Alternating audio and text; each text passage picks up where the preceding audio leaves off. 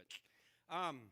Our mission statement that we try to focus on, do everything, is helping everyone take their next step closer to Jesus. And I know when you repeat it so much, it can lose its meaning, and I think it's important that we really get a clarifying look at what this is all about. I think it's similar to Jesus' mission statement. In fact, in Luke chapter 15, verse 1, Jesus says this. This is a situation he was in, and he tried to clarify what he was doing. He says, now the tax collectors and sinners, this is probably familiar to you, we're all gathering around to hear Jesus. And I just noticed tax collectors and sinners, different categories. Sinners were like, don't call us tax collectors. But the Pharisees and the teachers of the law muttered. You know, they're gossiping. They're complaining to one another. Man, this man, he welcomes sinners and eats with them. And we see that and we're like, yeah, Jesus was so cool. He would go hang out with anybody. He didn't matter their social status or what they thought or what they believed, and we identify with that. But the problem is, most of us would probably do exactly what the Pharisees do. It happens today. In fact, you see it all the time in the news that maybe some politician tried to go out to eat somewhere and the servers wouldn't serve that person because they disagreed with them ideologically. They thought that the things that they believed and lived and stood for were wrong, and so we're not going to serve them. I remember years ago there was a politician at a play, and the actors in the play stopped performing because they were so frustrated at that politician, and until they left. And, you know, the person graciously left and said, well, I guess, if the play's not going to go on, I better get out of here. Same thing happens today, and we've probably been tempted to not go to a certain relative's house for Thanksgiving because they believe in things that I don't want to support and I don't want to hold up. We've been there. We probably felt that. We would probably do something similar to what the Pharisees do, muttering that, they vote that way. Can you believe that they think that that's okay? We would mutter, and we wouldn't want to eat with them. Verse 3, then Jesus told this parable to help clarify what he was doing and why. Verse 4, suppose one of you has 100 sheep. So put yourself in the mindset of a shepherd. You got 100 sheep, you lose one of them. Doesn't he leave, seems like a rhetorical question being phrased here, doesn't he leave the 99 in the open country and go after the lost sheep until he finds it? I'm no shepherd, so if Jesus were asking me, I would be like, I'm going to stick with the 99. I don't know that I'm going to go after the one, but Jesus is trying to prove a point here. The amount of emotion and resources that are expended in search for someone who needs to be drawn close to him. Verse 5, when he finds it, he joyfully puts it on his shoulders and he goes home and he calls his friends and neighbors together and says, rejoice with me, I have found my lost sheep. And then he clarifies this, and he gives us a glimpse that's into something that we don't often get to see. And he says, I tell you in the same way, there will be more rejoicing in heaven over one sinner who repents than over 99 righteous persons who do not need to repent. There's more joy in heaven over reaching out to that one person with whom you disagree ideologically, and maybe they change their opinion, than finding 99 people who agree with you and will support what you believe online. Jesus is saying this is the amount of energy that we're going to put into drawing lost people back to myself. Now, I'm curious, what is the most valuable thing that you have ever lost? You can shout it out. What's the most valuable thing you've ever lost? Wedding ring. Yeah, I heard child over here. I'm not surprised. Yeah. Did you ever find them? Are they okay? Nope, they're still gone somewhere. We'll be praying about that. What else? I lost my passport one time. Gone, just gone. Yeah, I cleaned my whole house looking for my passport. I've lost children before. Anything else? You got lost. That's a tough one. Yeah, I'm lost. 100%. Yeah. If you've been lost, if you've lost a kid, if you've lost a wedding ring, did you ever find it? Did you ever find the wedding ring? It's still gone.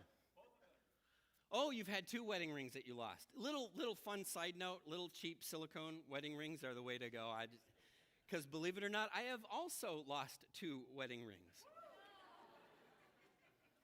Yes, I have. I should tell you both stories. They're both pretty good. Yeah, someday. I read an article this week about a guy that lost almost $1 billion. And it was in Bitcoin. You don't have to know what Bitcoin is. Just know that it's some technological thing that's worth a lot of money right now. And you have to have access to some technology. And he had stored the keys on a hard drive. And his girlfriend, now ex-girlfriend, not sure if it's related, threw it out. And he's spent over a decade trying to figure out how to recover it from this landfill. And finally, the authorities said, you can't, you're done. He's trying to buy the landfill, almost $1 billion worth of something. You can imagine you would expend a lot of energy and you would experience a lot of emotion if you had lost almost $1 billion. I lost $50 out of my pocket one time, and I still think about it. I'm still like, man, that $50, what I could have done with that $50, $800 million. I mean, does that guy sleep at night? That's wild. A few chapters after this sheep story that Jesus tells, he offers a sort of mission statement of his own, sort of a summation of what he's doing. And it's Luke 19:10. And he writes this, or says this rather, for the Son of Man. Now that's a special way he described himself. Sometimes talked about himself in the third person. I know, strange. It actually comes from the book of Daniel, and there's a whole theological, interesting backstory there. We won't get into it. The Son of Man came to seek and save the lost. Jesus, that's why I am here, he says. And this series that we're in right now is called Who's Your One? Who's Your One? And the premise is really simple. You have a one. You, right in the chair that you occupy here this morning, have a one. It's likely somebody that bubbles to the surface when you are asked the question, who's your one? It could be a close friend, it could be a child, it could be a parent, a sibling, a coworker, a neighbor, but there's someone that comes to mind and you think, yeah, I would love to see them take a step closer to Jesus somehow. I don't know what to do. I don't know how to facilitate that. I don't know what to say. I've tried saying things and it didn't go well, but you have a one, someone who is close to you, but they're not close to Jesus. You have a one. There's somebody, and if you're sitting there thinking, I can't think of anybody, well, you need to make some more friends because there's somebody around that needs you to help them get closer to Jesus. Also, you have a one. And I know a lot of you are like, wait, you just said that. I know I'm saying you have a one, and now I'm saying you have a one. Because many of you, the immediate thought you have is you're like, yeah, I think about my aunt so-and-so or my neighbor or my coworker. I think about that person. And then your immediate second thought is like, but I'm not qualified. I wouldn't know what to say. Or maybe you've tried to say something and it did not go well, and so you're like, well, I'm just going to pray for them from now on. Or maybe you externalize this and you say they're not interested or they're angry at God. Or maybe you internalize this and you think, I'm too young, I'm too old, I'm too introverted, I'm not articulate enough. Or again, maybe some of you have tried. You've sat down with somebody and said, I am worried about your eternity. I want you to know Jesus more. And they shut you down. That's a hard experience to go through. It's a difficult thing to have happen to you. I've had it happen many times in my life. With two coworkers in particular, I can remember where I would go to them, and they knew I was a church kid. They knew that God mattered to me. And I remember one guy in particular, I went up to him and I was like, hey, I just wondered if I could. And before I could even get anywhere, he was like, I appreciate what you're trying to do, but no thanks. And it's hard. It's just a hard, awkward relational not conflict, but a relational adjustment to make after that. It's hard. But if you feel like, okay, I'm not qualified, then you're missing the magic of what it means that Jesus came to seek and save the lost. If you say any of those things, there's this consistent principle of how God operates in the world. And it's this. This is cool. This is important. This is worth having come for this morning. God works miracles by ordinary means. Yeah, that's about the reaction I was expecting, but this is really valuable. God works miracles by ordinary means. What I mean by that is this. When I feel like, I'm under financial strain and I want God to bless me financially, what I expect or hope to happen is wake up the next morning and find that my checking account has somehow gone up through no fault of my own. Or maybe I'll go outside and find stacks of cash on my front step. That's what I expect to happen. But that's not what God does. What God does is when my car breaks down, he brings someone to mind that can fix my car pretty cheaply and knows how to do it. That's the kind of stuff he does. For some of you, God gives you overtime at work, and you're like, that's not how I wanted the prayer answered, God. I just wanted magic money. I didn't want to have to work for it, but God is providing for you through very ordinary means. It's a miracle. It's an answer to prayer, very ordinary. One of the prayers I pray occasionally is, God, I'm feeling a little discouraged. I need some encouragement. What I expect God to do is zap my brain with endorphins or serotonin or whatever it is that makes you happy, and I'm just automatically happier. But that's not what God does. God occasionally brings someone into my life that says a nice thing and makes me feel better. Just some ordinary person that pays me a compliment. Or, for example, this week I came home from dropping my daughter off at school, and I had a letter sitting on my desk, and it said, I won't read you the whole thing, it said this, we were vacationing with our 11-year-old grandson. We visited Woodbury. You were preaching on why does God seem silent and feel distant, and your message was just what we needed to hear. Our grandson said you're one of his top 3 favorite preachers. Yeah, I am riding high on that. Just a letter from a visitor. That feels so good. You know what? Years from now, when I'm kind of like down and a sermon didn't go well, I'm going to be like, yeah, but I'm some 11-year-old's top 3 favorite preacher. Behind his uncle and his own preacher at the church he goes to, by the way. But I'm up there. Some 11-year-old, I don't know, I'm up there. It felt so good. That's ordinary miracles. God does the miraculous, but he uses ordinary means to do it. Specifically in what we're talking about, God draws people to himself. He brings people to Jesus, and he uses us to do it. He works this miracle, and he uses you, and it is a wild ride. He seeks and saves the lost, and he uses little old us. That's a big concept, maybe not necessarily clear, and so we want to make it brutally clear and practical, so it helps to think of it this way, that we are helping our one. You are helping your one take their next step closer to Jesus. Sometimes you just have to see stuff in action. So we're going to look at one specific story in the book of Acts. We're going to examine 4 truths drawn out of that. We'll be quick, and then we'll be done, and you can leave and enjoy the weather. I picked up a hitchhiker a few years ago.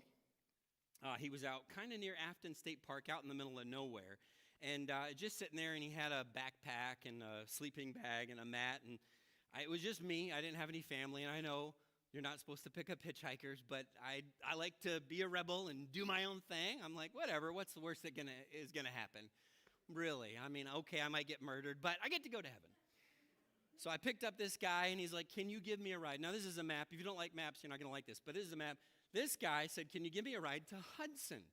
Well, it's not too far, 15, 20 minutes out of my way. No big deal. I like Hudson. It's pretty. I don't have anything that I got to get to.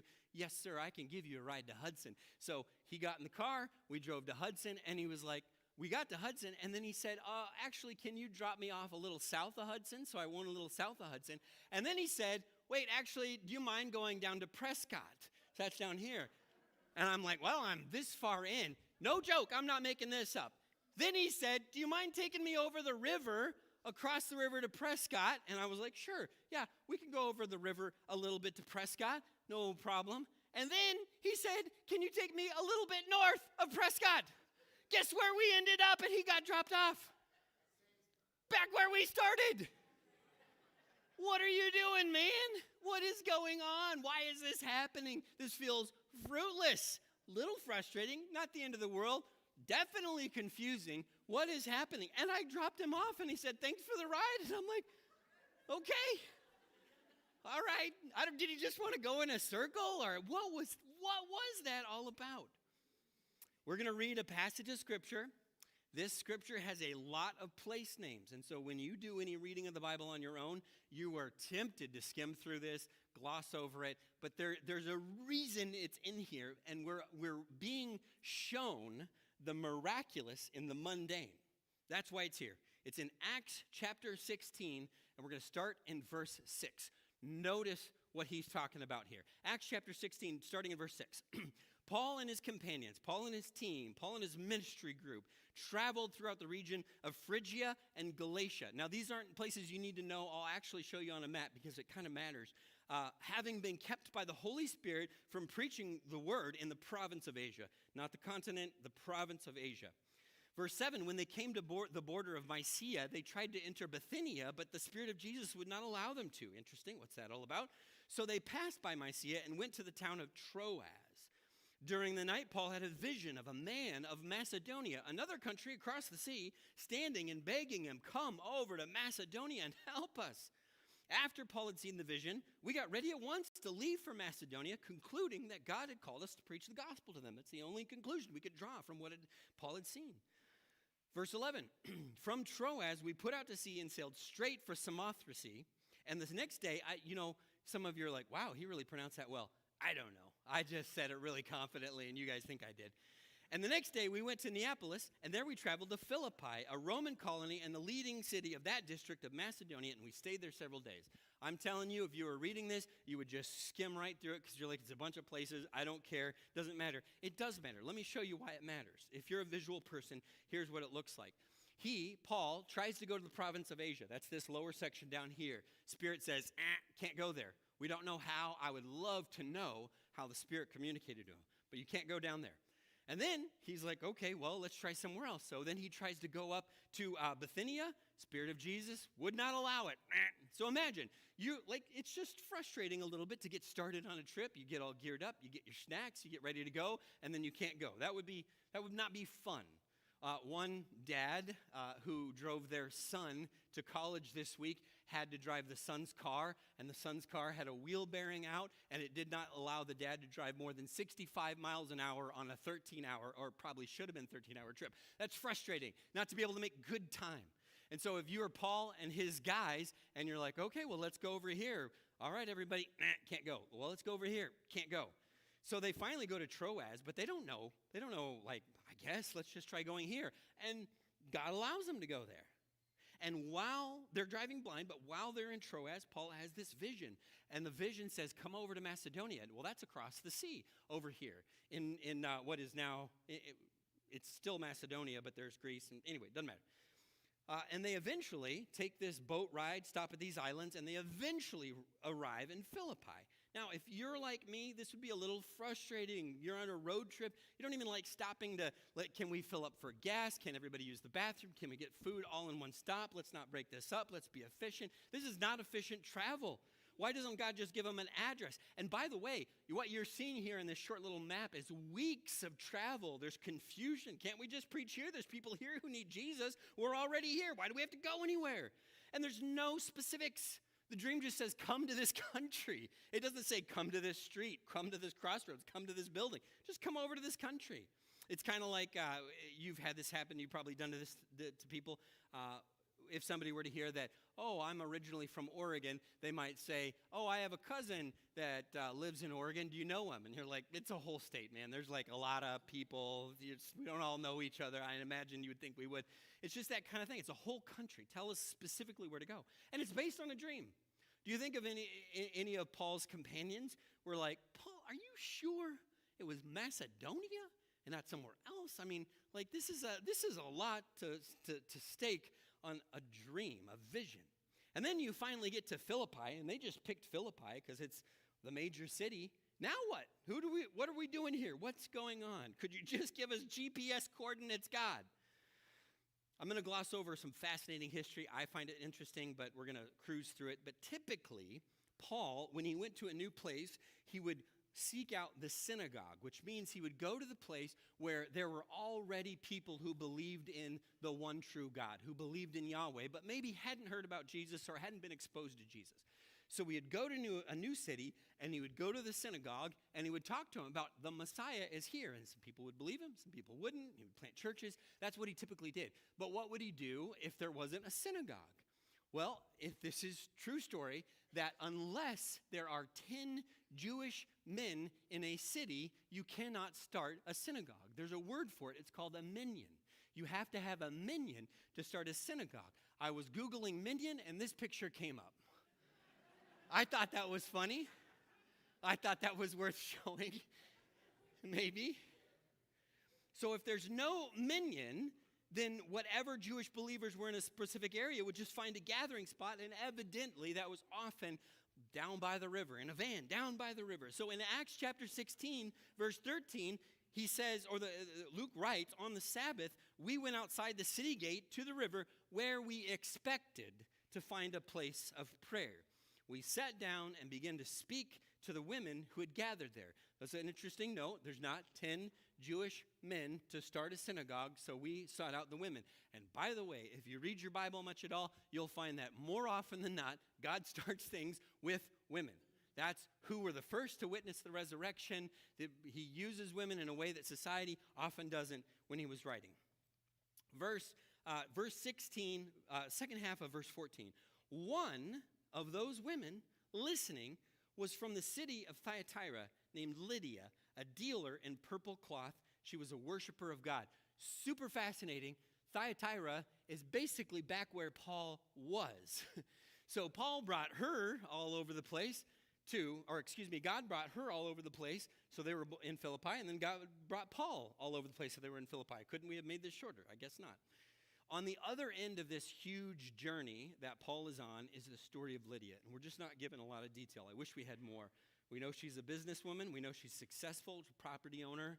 She's from a place that Paul was kept from preaching. I wish we had more backstory, but she's found the one true God, but she hasn't found Jesus. She needs to take her next step closer to Jesus, and she needs someone to show her the way.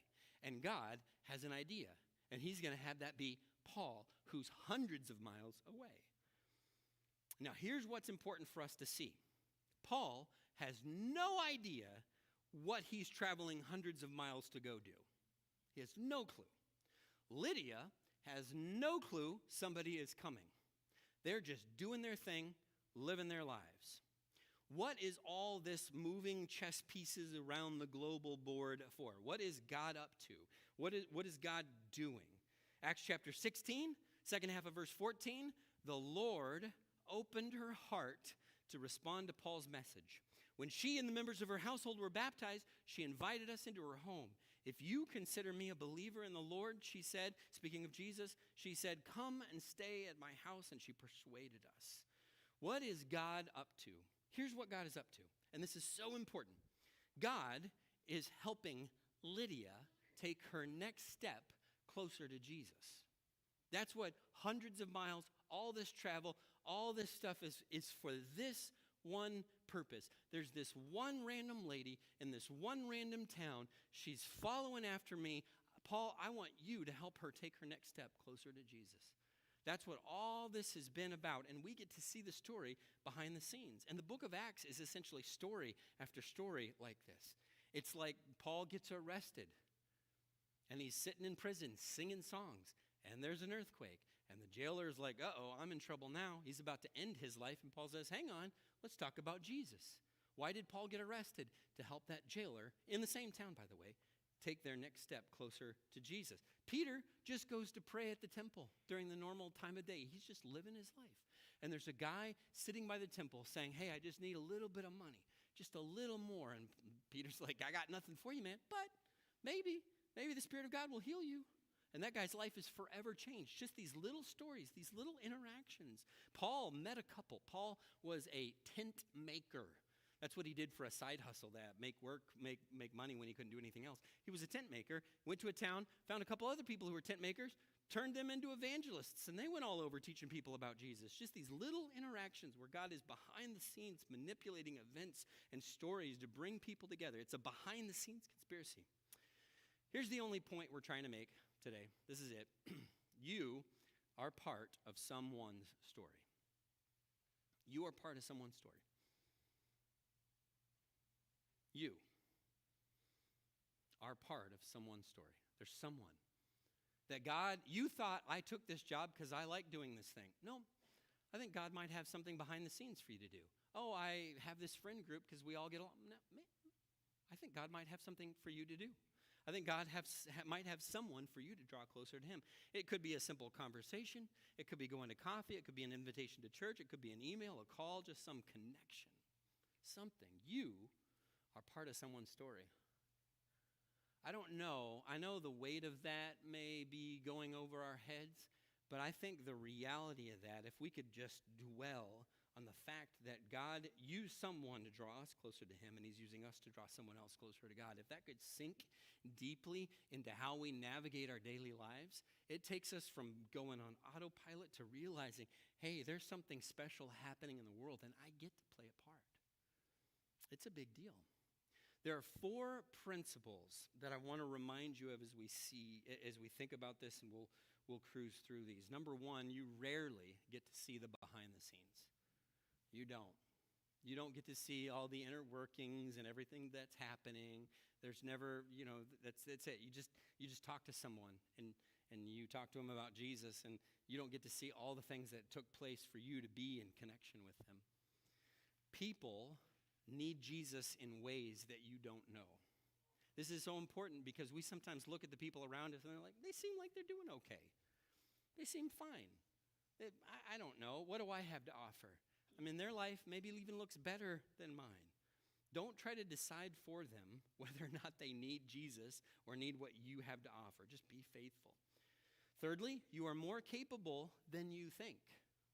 This is the big one because we like to excuse ourselves, but the truth is, you are not actually doing the work. You are just being faithful and obedient. And then finally, God directs us where he wants us to go through simple, faithful obedience. We're just doing what we're supposed to do, and God puts us in the places that we need to be. I pray about our church all the time, and I pray that we can be a place that is healthy and good and true, and because of that, we would shine and draw all men to Jesus. I pray about that all the time. But the reality is it can't just be Patrick. It can't just be me trying to do that. Unless we are unified as a church family, helping everybody take their next step closer to Jesus, it's not going to work. It's not going to matter, because what are we inviting them into if Patrick's going out and bringing people, bringing them to church, and everybody here is just like, yeah, I'm fine. I don't need any new friends. I don't need anything. I don't need to know anybody. I don't need to help anybody. Then nothing is ever going to happen. But if we believe that there is a conspiracy of grace taking place in the world where God is working through circumstances and choices and desires and jobs to conspire to draw people to himself, and we get to play a role in that, that's exciting. That's exciting. That's a good thing. God works miracles through ordinary means. So here's the question. Who is your one?